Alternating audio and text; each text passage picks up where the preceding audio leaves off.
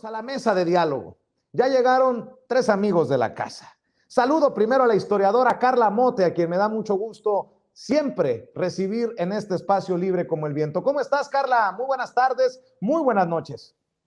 Hola, querido Vicente, buenas tardes, buenas noches. Yo, como siempre, muy honrada de poder participar en esta mesa de análisis y bueno, pues creo que ya se van haciendo tradición estas mesas.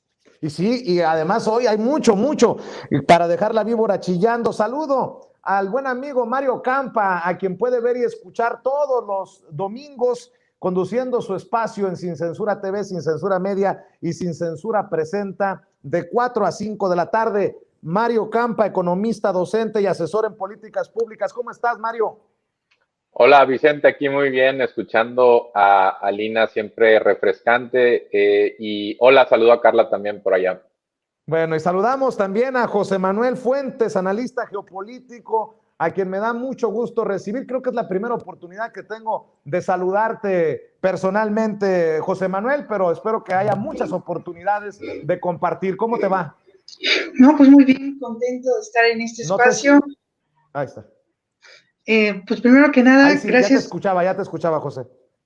Muchas gracias, Vicente. Pues es un honor estar contigo y con toda la mesa. Es un placer. Bueno, iniciamos con los temas.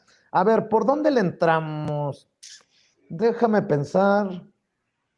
A ver, por ejemplo, mi querida Carla, se acepta en este momento histórico decir, no voy a participar porque no le entiendo a la pregunta de la consulta popular. A mí me parece una vacilada, una académica, la voy a mencionar con nombre y apellido para que no vayan a pensar de que estoy tirando la piedra y escondiendo la mano. Pero generó mucha polémica en redes sociales porque dijo eso, que no iba a participar porque no entendía la pregunta. Yo le dije, pues hay que regresar a la escuela, ¿no? Vamos leyendo un poco más. O sea, a ver, si en los pueblos a los que están yendo Ariadna Baena, Omar García, Alina Duarte, el pueblo de a pie, la gente de a pie, tiene claridad de qué se trata esta consulta, pues una académica no nos puede pues venir a contar estas cosas.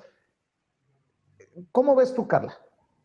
Pues creo que la pregunta puede tener muchas críticas. La redacción, yo creo que sí es abigarrada, pero eso no implica que sea incomprensible. Recordemos que es una determinación de la Suprema Corte de Justicia y que hubo ahí una discusión sobre cuáles son los actores que pueden o no ser, digamos, juzgados a la luz de una propuesta que puede resultar vinculante a través de una consulta popular.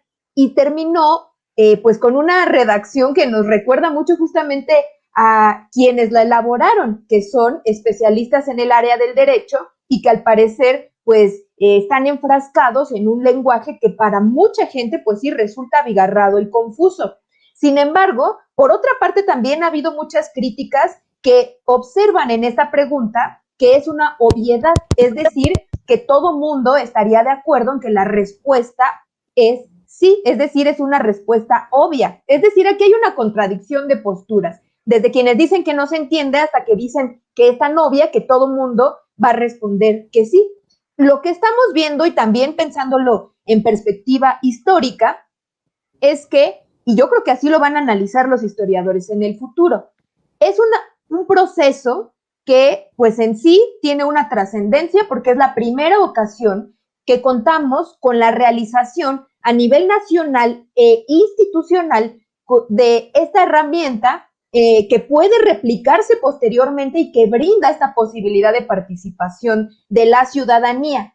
Y ante esta pregunta y este proceso de consulta, lo que sí observamos es una campaña de desprestigio que está protagonizada tanto por los actores que pueden salir, digamos, afectados porque pueden enfrentar procesos de justicia, que son los actores políticos del pasado, como por una serie de grupos, digamos, afines a la derecha mexicana que están emprendiendo, digamos, toda esta campaña, que es una campaña orquestada de desprestigio y cuyo objetivo es desincentivar la participación política de la ciudadanía. Entonces, el tuit de Viridiana Ríos, que de unos años para acá se convirtió en un referente de la opinología, lo cual se celebra porque vivimos en un país con libertad de expresión, afortunadamente, pues es que a veces sus posturas resultan muy ambivalentes. Esta en particular, a mí me parece que trata de jugar con una supuesta ironía, incluso como a modo de broma, decir que no lo entiende cuando es obvio que ella sabe lo que hay detrás de esta pregunta y de esta consulta, pero yo creo que como todo lo que se puede enmarcar en esta campaña de desprestigio, está jugando para este lado, para desincentivar la participación política. Y esto yo creo que tenemos que decirlo con todas sus letras. Es un acto antidemocrático porque le están diciendo a la gente que no participe políticamente, que no vaya y opine, que no vaya y ejerza este derecho y esta posibilidad de participar por primera ocasión en esta consulta que tiene un tono histórico y que además pues abre la puerta para que la propia ciudadanía pueda en el futuro emprender causas que le parezcan relevantes. Es decir, esto va más allá de únicamente este primer ejercicio, es una herramienta que tiene que fortalecerse, que probablemente después haya reformulación en la reglamentación, pero por ahora creo que quienes tenemos la conciencia de lo que implica para un país con un alto nivel de impunidad y donde todavía falta mucho por fortalecer la democracia participativa, pues justo eso, participar, salir y tomar parte de la consulta, pues yo creo que es fundamental. Y figuras como esta, pues eso, están enmarcadas en una campaña que es antidemocrática. Ándale, Mario, dice Vicente Fox Quesada, el expresidente de México, vacío total a la consulta, eso lo escribió hace 2 días. Y estaba viendo otra opinión. También hace 2 días sobre los dichos del presidente, publicado por Reforma, deberían juzgar a expresidentes por privatizar la educación. Vicente Fox, bien ardilla, escribe, cada día estás más mariachi, López, júzgate en ti mismo todas las pendejadas que has hecho y que nos han costado a los mexicanos una fortuna. Aunque te duele, el mayor avance en educación pública sucedió en mi administración. ¿Cómo te quedó el ojo? Mira, ¿cómo están las cosas, Mario? Sí, bueno, con Vicente Fox también se dio el deterioro generalizado de la corrupción en la administración pública federal en todos sus niveles, ¿no? Ese es otro de los logros de Vicente Fox, haber retrocedido bastantes posiciones en el ranking. Yo creo que la consulta hay que tomarla como que es un mecanismo para resolver conflictos políticos y así se utiliza en prácticamente todos los lugares que la utilizan. No en todos los países, por supuesto, hay legislación, pero ya es un instrumento que se utiliza en Suiza, que se ha utilizado en Canadá a nivel nacional y en Estados Unidos se utiliza muchísimo a nivel estatal. Hemos concebido una visión sumamente representativa de la democracia a tal punto que nos han incluso metido esto de que los derechos no se consultan. Y nos olvidamos de que finalmente son los representantes en el legislativo los que a los que nosotros les cedimos el poder popular o les dimos nuestros votos para que ellos a su vez voten, son los que legislan al respecto. En una democracia directa o semidirecta que se fue construyendo por ciertas cuestiones como representativa, pues simplemente nos preguntan a nosotros y ya no a los representantes. No hay tanta diferencia como nos quieren hacer ver. En California se pregunta, por ejemplo, sobre derechos laborales. En Irlanda incluso se pregunta sobre derechos civiles, ¿no? Incluso se ha preguntado sobre el matrimonio igualitario. Entonces, tenemos que ajustar algunas cuestiones que nos han ido metiendo a la cabeza que no pueden ser simplemente por cómo redactamos la Constitución, donde también, por ejemplo, prohibimos que se consulte en temas fiscales, cuando en algunos estados de Estados Unidos, válgame la redundancia, como Arizona, se pregunta si se quiere construir una carretera utilizando deuda, ¿no? Entonces, en parte de lo que aquí se está discutiendo tiene que ver con mucho bagaje de los leguleyos, de los abogados, y ojo, no hay que dejarle nunca, por supuesto, las leyes a los abogados y desentendernos. Ese es alguno de los problemas también que ha tenido la democracia representativa. Le damos el poder a nuestros representantes y nos desentendemos de todo, confiamos en que todo va a salir bien y a su vez eso le está dando herramientas para alejarse de nosotros. Entonces, este tipo de democracia directa, que finalmente no es directa, sino semidirecta, en el sentido de que seguimos en una democracia representativa, pero con ciertos instrumentos nuevos para nosotros tener cierta voz y voto en decisiones muy políticas, que finalmente para eso fue concebida la consulta. Pues si esos instrumentos están a la mano, pues hay que tomarlos. Es un ensayo para otras consultas que habrá. Si el costo, como decía Viridiana, es el principal obstáculo, bueno, en parte es porque el INE ha tendido a una seguridad única a nivel mundial, que tiene que ver con una boleta que ya prácticamente tiene los mismos candados que un billete, ¿no?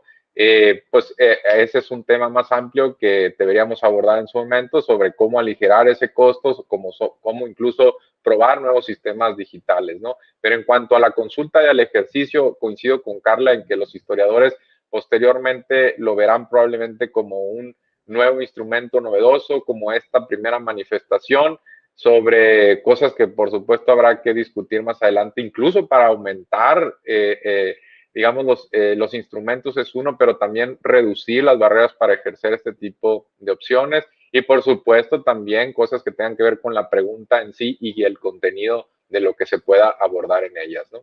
José Manuel Fuentes, cuando sacan a relucir esto de los costos de la consulta, me parece muy poco honesto, porque la realidad es que la consulta no nos hubiera costado extra si la hubieran permitido en la misma boleta el pasado 6 de junio. Y esa no fue una decisión del presidente Andrés Manuel López Obrador, ni de los promoventes de la consulta, ¿no? O sea, me parece una trampa ponerlo sobre la mesa así de nos va a costar 500 millones la consulta popular.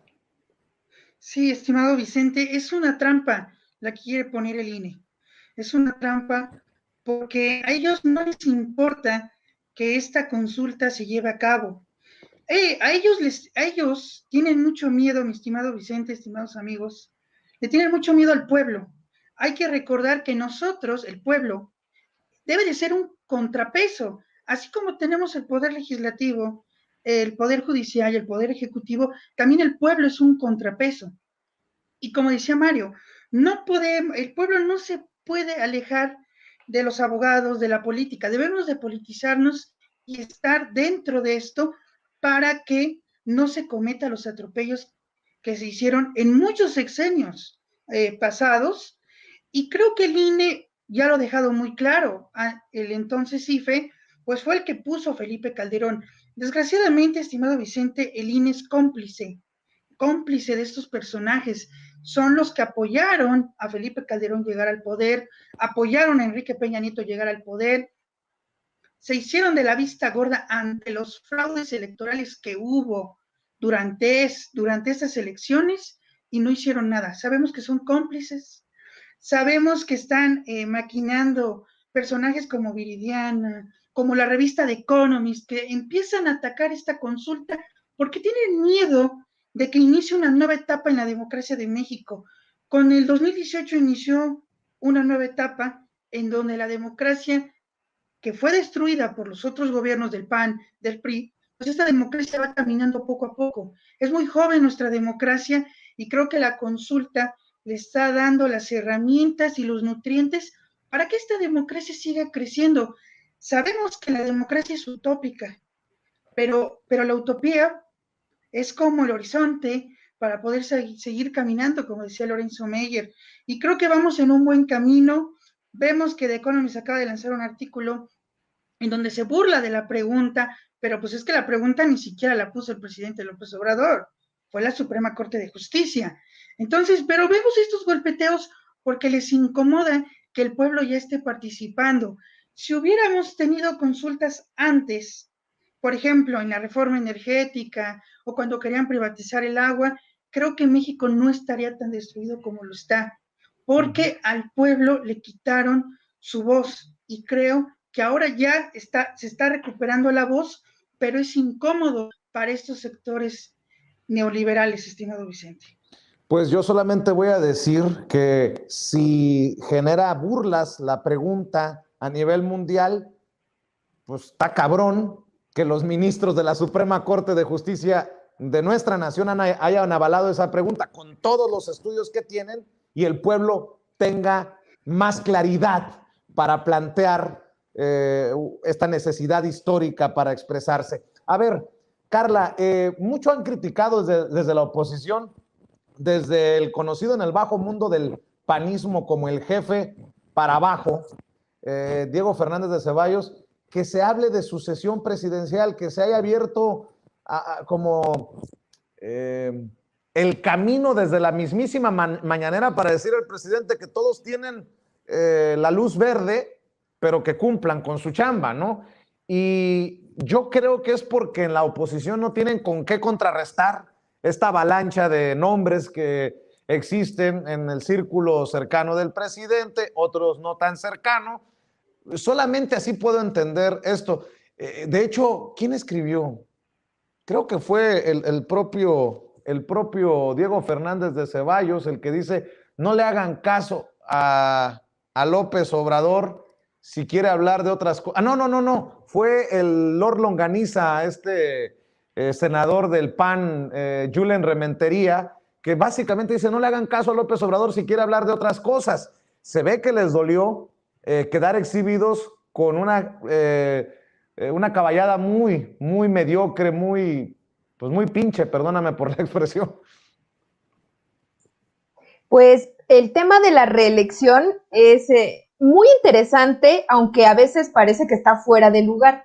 Yo creo que... ¿Reelección o sucesión? Entendí reelección, la sucesión. A lo mejor entonces yo me equivoqué. No. Poquito quieren en la oposición, querida Carla.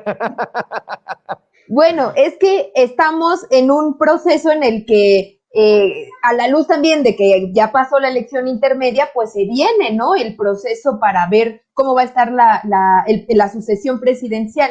Están incluso hablando de estos destapes, virtuales destapes, yo digo, porque un destape tal cual como se conocería en la jerga política nacida del siglo pasado con la hegemonía priista, pues tendría que ver con la elección directa y con el destape que hace el presidente de la República, que también es líder innato del partido político, en este caso, que era el PRI, y por eso están haciendo esta alusión cuando acá no ha sucedido algo similar. Han habido levantaditas de mano y yo digo que está algo prematuro, pero lo que vamos observando pues es justamente que se va a poner intensa y cada vez más intensa como este proceso de sucesión.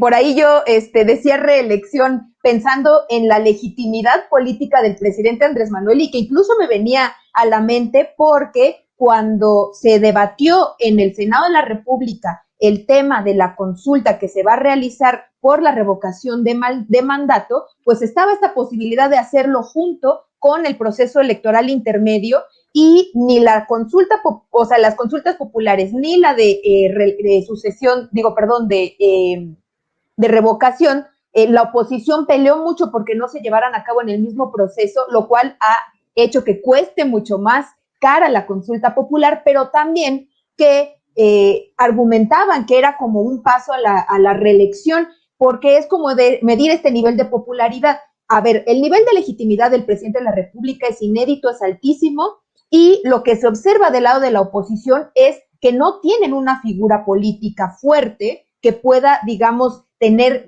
miras o tener un nivel de popularidad, incluso de conocimiento popular público, como para hacer frente, ¿no?, a los posibles candidatos que vendrían con la sucesión por parte del mismo partido del presidente de la República. Y bueno, ante esto, pues estos líderes de la oposición, pues también yo creo que están justo viendo la caballada flaquísima por parte de Movimiento Ciudadano. Pues yo creo que quizás su figura más conocida, pues es Enrique Alfaro, pero él también ha construido mucho su figura a partir de la oposición mediática hacia el presidente de la República y hacia la Ciudad de México, lo cual puede tener cierta resonancia en su estado, que es Jalisco, y que tienen como esta oposición histórica, incluso popular y muy fuerte, pero creo que a nivel nacional, pues eso querría yo pensar que no tendría mucha resonancia.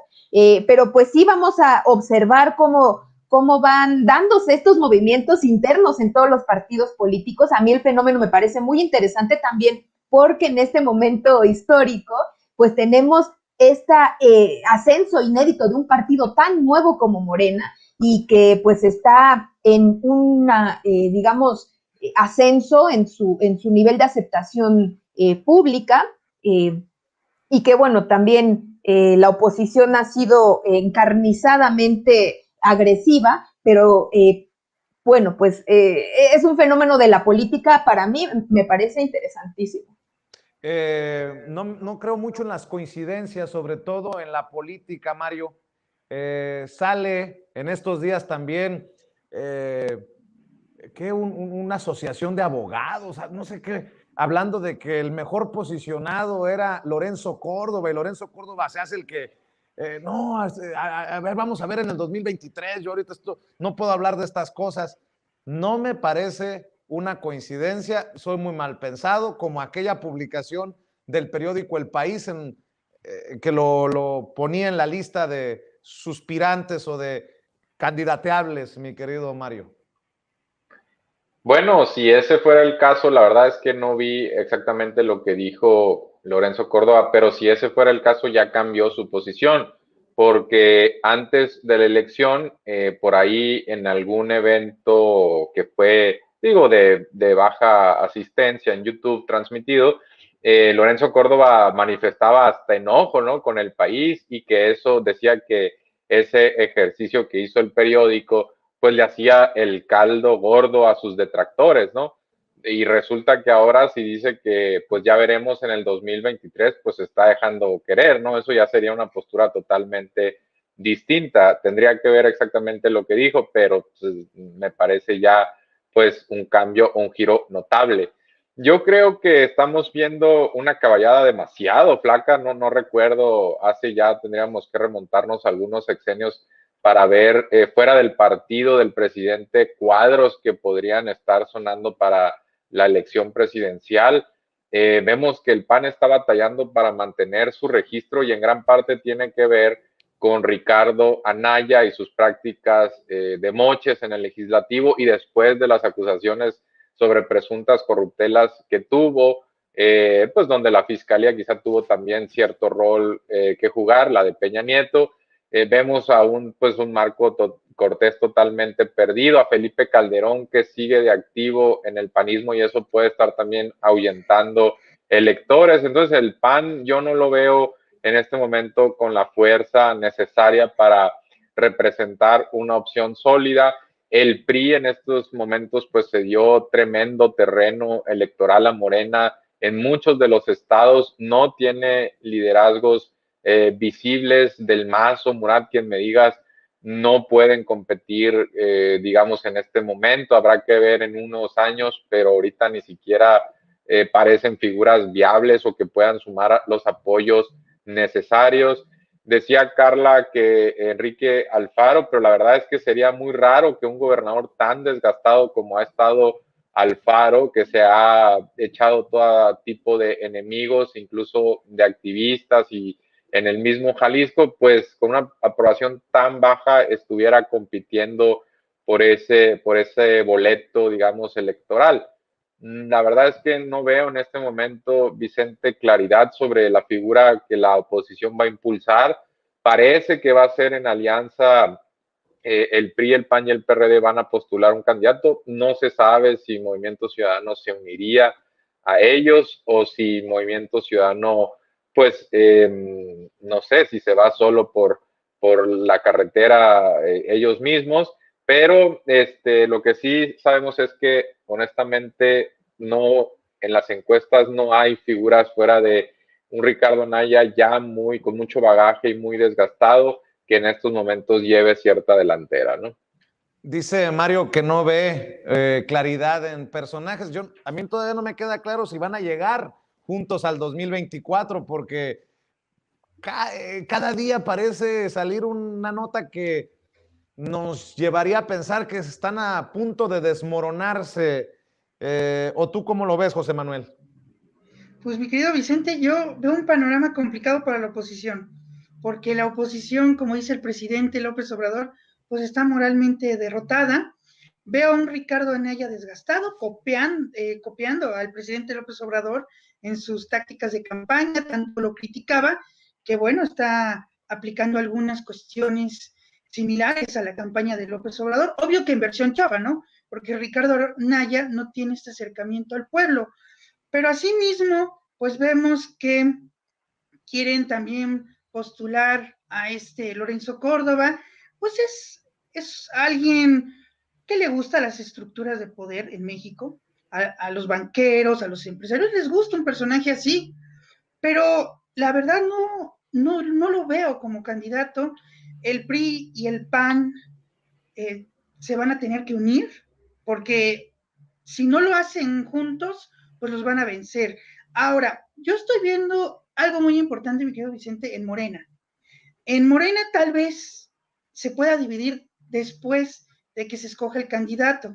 Por ejemplo, Ricardo Monreal, puede haber un escenario de que Ricardo Monreal se vaya al partido de la oposición, porque si Ricardo Monreal no queda como candidato de Morena, él ya lo dijo, va a ser la última ocasión en donde voy a poder estar en la boleta. Entonces yo veo un escenario más bien en donde Ricardo Monreal esté en el partido de la oposición. Se puede ir al PRI, puedo ver un escenario así, o se puede ir al Movimiento Ciudadano con tal de estar en la boleta y con tal de dividir, porque lo vimos en estas elecciones que dividió Ricardo Monreal. Ahora, muy bien, a mí me gustaría dejar algo muy claro, que la asociación presidencial creo que vamos a tener que esperar un poco a las elecciones en Estados Unidos, porque tiene una conexión, hay que aceptar que la política norteamericana tiene un impacto en la política de México, tiene un cierto impacto, entonces hay que ver cómo en las elecciones legislativas intermedias en Estados Unidos, qué grupo gana. Estamos viendo que el trumpismo, encabezado por el expresidente Donald Trump, se está articulando. Vamos a ver si consiguen la mayoría en la Cámara de Representantes, como ellos quieren. Entonces, y también en el grupo de los demócratas, es evidente que Kamala Harris quiere ser la candidata presidencial para 2024, porque sabemos que John Biden pues tiene problemas cognitivos, ya se anda perdiendo en cafeterías, se cae en las escaleras cuando se sube a su avión. O sea, no creo que John Biden vaya por la reelección, pero sí Kamala Harris. Entonces, todo eso dependerá también de qué grupo gane en estas elecciones, para ver si en México qué candidato va a ser viable para el panorama político en Estados Unidos, ya que el panorama político de Estados Unidos no lo pueden cambiar en cualquier momento. No hay que olvidar que Donald Trump sigue peleando el resultado electoral. Entonces yo creo que hay que esperar también para ver ese resultado, estimado Vicente. Bueno, a ver, Carla, Pepe menciona a Ricardo Monreal, que fue a hacerle el caldo gordo al programa de Carlos Alarraqui y aceptaba de alguna manera una polarización. ¿Tú ves una polarización? ¿Y quién provoca la polarización? Porque así como para quitarse de encima a Alarraqui, pues básicamente usa aquello de suponiendo sin conceder, sería López Obrador el que polariza.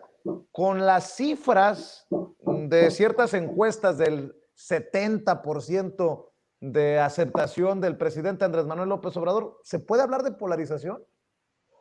Yo creo que es un concepto que ha sido utilizado y llevado y traído por la oposición en México con una carga muy negativa y que habla de división en la sociedad, de odio incluso, y que bueno, existe un fenómeno político que yo creo que es parte de la politización de la sociedad. Yo noto que hay una discusión más amplia que en otros momentos de lo que pasa en la política. La gente tiene más herramientas para involucrarse, tiene más forma de emitir su opinión y de meterse en cierta forma a los debates. Entonces, a diferencia de los momentos en los que no existían, digamos, tantas fuentes de información, pues la información corría de vía así, de arriba para abajo, y no había forma de interactuar. Entonces, yo creo que eso daba como una perspectiva de que pues había consenso social, porque no se hacían notar las críticas, las opiniones amplias, diversas, que naturalmente tiene toda sociedad.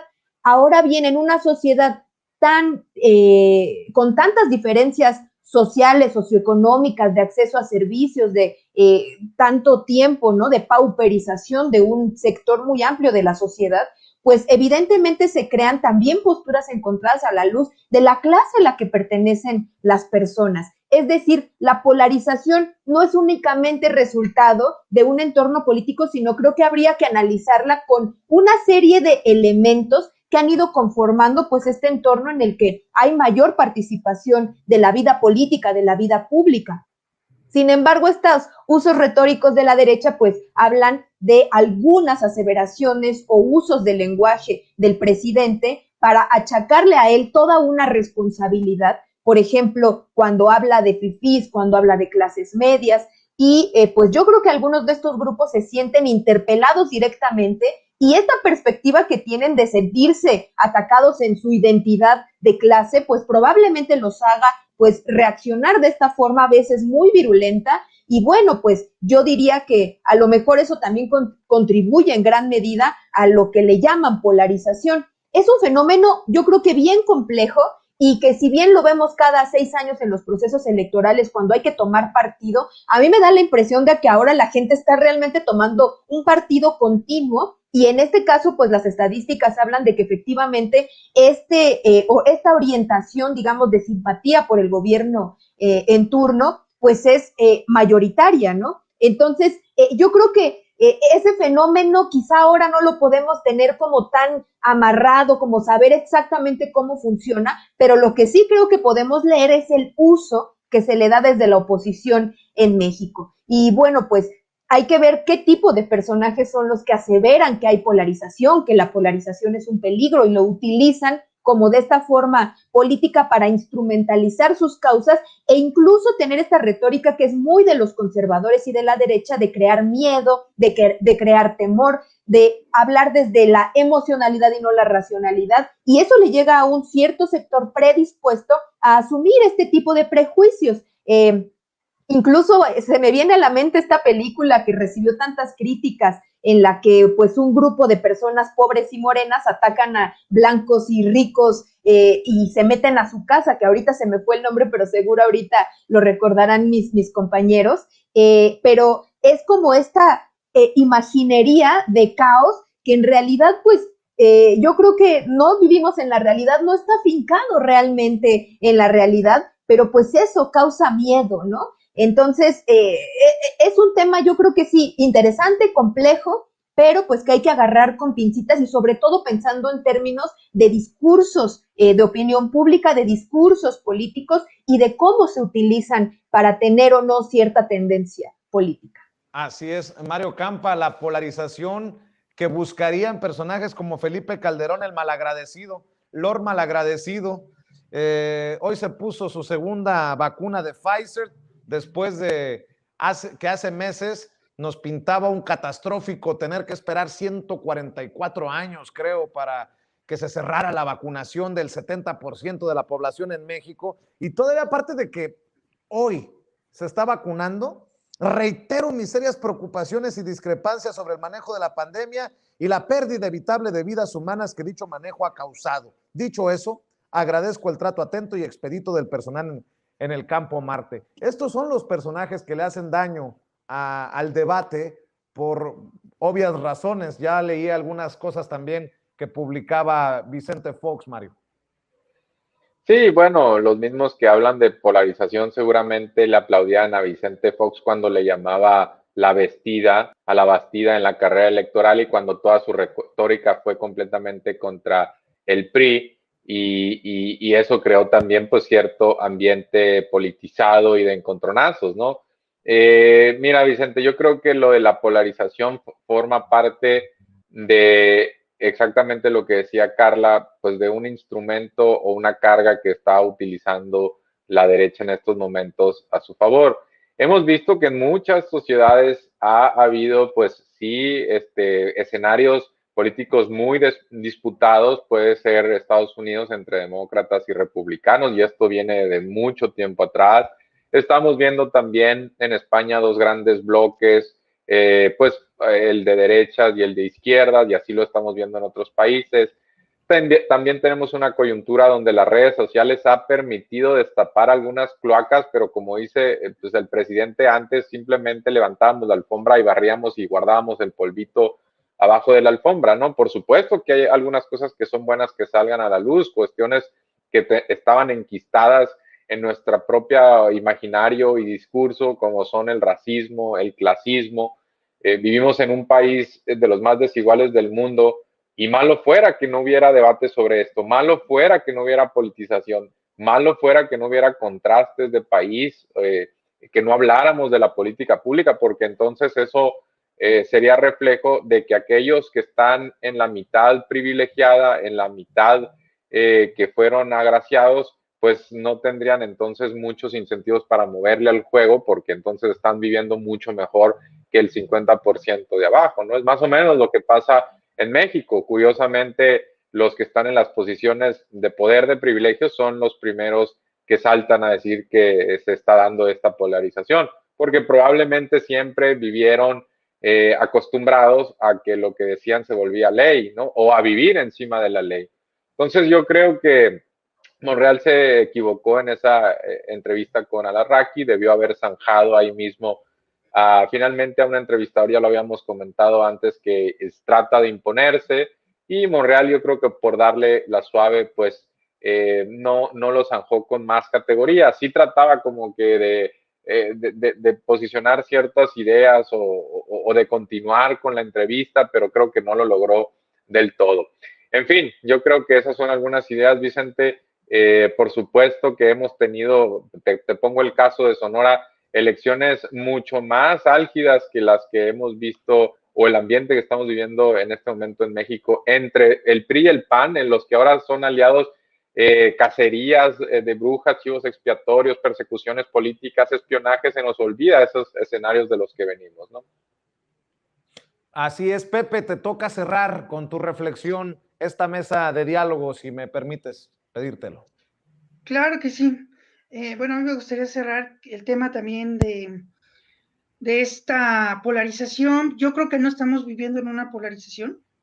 Creo que estamos viviendo una época histórica con un presidente que tiene la aprobación de casi 70%. No creo que un país esté así tan, que digan que esté polarizado cuando el 70% aprueba al presidente López Obrador o el 60%. Vemos que hay una división, pero no vemos unos polos o el otro polo opuesto, que sería la oposición, pues lo vemos fragmentado, no vemos un polo que le haga contrapeso al presidente López Obrador, como decía Mario. En otros países, pues sí estamos viviendo o viendo una polarización, como en Estados Unidos, cuando hubo la elección presidencial entre Trump y Biden, o por ejemplo en la de Perú, que acaban de dar como ganador a Pedro Castillo, que tardaron mucho tiempo para dar el resultado. Eso es una auténtica polarización, que la que sí vivimos, idéntica, bueno, quizás no idéntica, pero similar, fue en 2006. Ahí sí vimos una polarización.